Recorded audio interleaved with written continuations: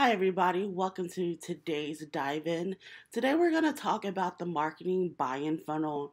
We're going to dive into what it is and the benefits of using a funnel marketing strategy. Then, we're going to dive into each of the four stages of the buying funnel, which is awareness, consideration, conversion, and advocacy. So, what is the marketing buying funnel? Well, sometimes it's referred to as the purchasing funnel or the buy-in cycle. Marketing psychologists argue that sometimes it doesn't take a funnel shape and more of a cycle, and some says that it doesn't take a shape at all. But at its core, it's a visualization of the customer buy-in journey. And it comes from the idea that at the top, you're going to attract a lot of people with your brand. And as you work your way down, the number of loyal customers that you have is going to be far less than the number of people who became aware of your brand. It is important to make sure that you have a good understanding of your resources, such as your budget and your team's capacity, as well as your target audience before creating a funnel marketing strategy for your business. So the next logical question is, well, how long is the customer buying journey? How long does it take for someone to become aware of your business before they turn into loyal customers? Well, that varies by industry, budget, the urgency of the need, the product or service that you offer, as well as the cost of that product or service that you have to offer. So, for instance, when it comes to urgency, if someone has a flat tire, they're going to be ready to buy immediately compared to someone who's looking for winter tires in the month of September, or for someone who's considering going back to school online for a master's degree versus someone who's looking for new project management tools. Those are two different time frames that come into play. So, what are the benefits of using the buy in funnel? Well, we've already discussed that it helps you create a stronger marketing strategy. It helps you identify problems areas within your funnel. So let's say, for instance, you see a lot of people fall out of your funnel at the consideration phase where they're supposed to be getting educational content and they're comparing you to your competitors. So maybe that's an opportunity to compare your prices to your competitors, or maybe consider changing the content that you offer to your target audience, or maybe some improvements that you need to make with your website. The funnel helps you visualize where these people are falling off and helps you bring them back in. The marketing buying funnel also helps you build brand trust because you're establishing yourself as a expert in your industry with your free ebooks and your free downloads. It also helps you build brand trust. So as people are consuming your content, they're comparing you to your competitors. They're seeing you as an expert in your field. The marketing buying funnel also helps you to create more targeted messaging and relevant content for your audience based on where they are in the customer buying journey. So let's dive into the first stage of the buying funnel, which is awareness. As a reminder, this is the stage of the buying funnel that's going to capture the widest audience. This is where people become aware of your brand as a solution to their problem. So maybe you put your ads in front of them, or maybe they had the problem and they went searching for a solution. But there are two goals at play here. The brand is looking to target their audience and let them know that they exist, while the audience member is looking for solutions to their needs.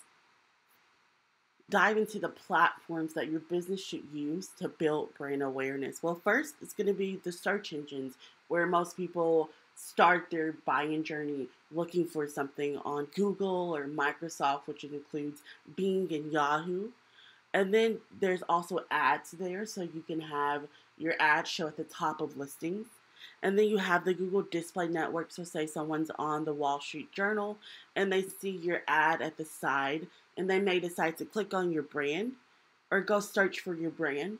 And then across social media such as Twitter, Facebook, LinkedIn, someone can come across your brand there. Someone shared your tweet or someone shared your story, and that's how they became aware of your brand. You also have YouTube and podcasts. YouTube is a growing video platform that's a very good place to place your ads. And so that may be where someone becomes aware of your brand, as well as podcasts. On both of these platforms, you also have the opportunity to run ads, as well as your social media platforms. So, content, what kind of content are you posting for people to become aware? So, maybe it's a blog. While they're searching for solutions, they come across your blog. Or maybe it's influencer content, which is very popular nowadays. It's word of mouth, but it's paid word for mouth. And then you have hashtags. Maybe someone's exploring a hashtag, or webinars, events, as well as media mentions. I actually have an uncle during the snowstorms. He says that his business was closed or there's a 2 hour delay just so he could get that free media exposure. So let's dive into the call to actions, or the CTAs, and these are the things that you tell your audience member to do. These are exactly the actions you want them to take. And so for the awareness stage, you want them to learn more, you want them to visit your site, check out your social media, find their next car at your lot, explore your catalog, explore your book offerings. Those are the kind of CTAs that exist in the awareness stage. You can get creative. Just don't be so generic, and tell the audience exactly what you want them to do. So you select your platforms, you define your messaging, you decided on your click-through rate, and now it's time to measure the goals. Did people become aware of your brand? How are you going to measure that? Well, first you're going to check out your website traffic and see what the most popular pages are. And then you're going to look into the impressions and the number of clicks that you get. And you're going to compare those. How many impressions did it take to get XYZ number of clicks? And that's going to be called your click-through rate, or CTR. You're also going to explore your social media page. How many page visits did you get? Did you get any new likes? How many people saw your post? Did you get any new followers? And the number of landing page views that you got from your ads. How many people clicked and they actually went to your landing page? These are all ways to measure success during the awareness stage of the customer journey. So your audience members are now familiar with your brand, and now they're going to consider your brand. And during the consideration phase, they're comparing your brand to others, and they're looking for some educational content. I think that the consideration phase is oftentimes overlooked by a lot of small businesses. Most people have the misconception that when someone becomes aware of your brand, they're immediately ready to buy. And that's not the case. This is arguably the longest stage of the buying funnel, because you're nurturing these leads and you're trying to build that engagement so you can position your brand as an authority in your industry. And the audience is looking to build brand trust, to see if you are truly who you say you are and if you are the solution to their problems. They're looking for value, so they're looking for educational content. They're looking for things that they could use so they could test out your brand and become familiar with it and see if it's really the solution to their problem. And lastly, they're comparing your brands to others. What's the cost? What's your customer service like? What are your reviews like? These are all things that go into the consideration phase of the customer journey. So let's talk about the platforms or mediums that you can use in the consideration phase to reach your goal. You're going to use a lot of the same platforms, such as search and social media, to reach your goals in the consideration phase.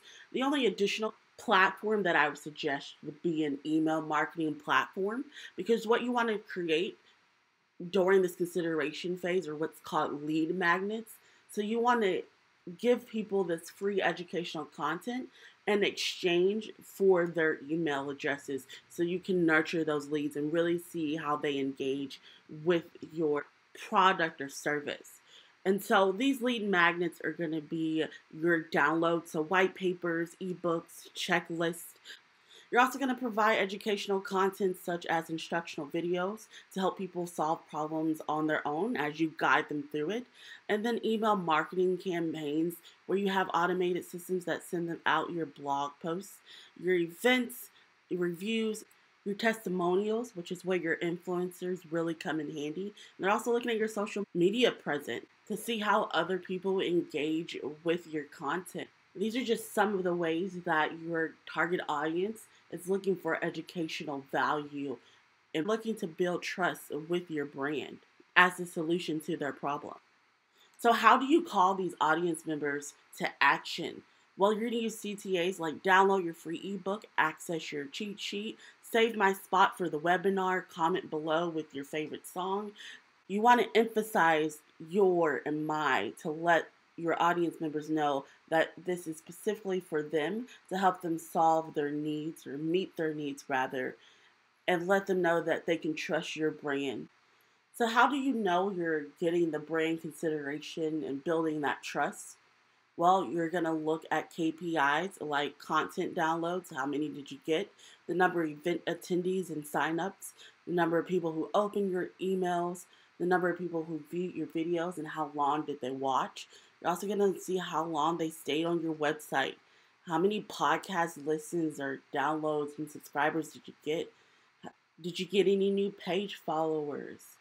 These are all things that help you measure your success during the consideration phase of the customer buy-in journey.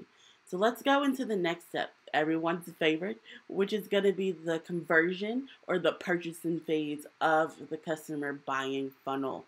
The goal here is to simply make sure that your hard work pays off. You usually get conversions or purchases through special offers, discounts, free trials, or demos. So these people have interacted with your brand and they decided that you are the brand they want to move forward with. And so your goal here again is going to be profit while the customer is looking for satisfaction. They want to know that you were exactly who you said you were during the awareness and consideration phase of the buy-in funnel. So where should you place your brand during the conversion phase of the customer journey? Well, you want to make sure that you have ads on your search engine marketing platforms such as Google and Bing. Search engines are the first places people go when they're ready to buy something, as well as your email. So you have those leads that you've been nurturing and you offer them that special discount via email, and they're likely to convert. And then you have your social media platforms where you place those special offers in front of them. And you also want to make sure that your website is optimized because that's going to be the last point of the customer journey, and that's what people are going to be ready to buy. And they want to make sure, like, hey, you said you were an industry expert. I believed you. I had these downloads from your landing page. Let's see what you're about. So I want to make sure that your website is optimized for conversions because that's where the purchase is going to happen. So how do you call your audience members to task during the conversion phase or purchasing phase of the customer journey? Well, you use CTAs like buy now, sign up now, take advantage of this limited time offer, book your appointment now, get 10% off. These are all CTAs that are going to push your audience members from consideration to purchase during the customer buy-in journey. So how do you measure success during the conversion phase? Well, you look at KPIs such as the number of conversions or purchases. You look at the conversion rate, so that's how many people click to your website. And of those people who click to your website, how many of those became purchases or customers? And then you're going to look at your revenue and your profit. Were your marketing dollars worth it? These are all things to consider when you're measuring success during the conversion phase of the customer buy-in journey. So the last stage of the buy-in funnel is advocacy. This is oftentimes overlooked by people outside of the marketing profession. This stage is very important because you want to build customer loyalty.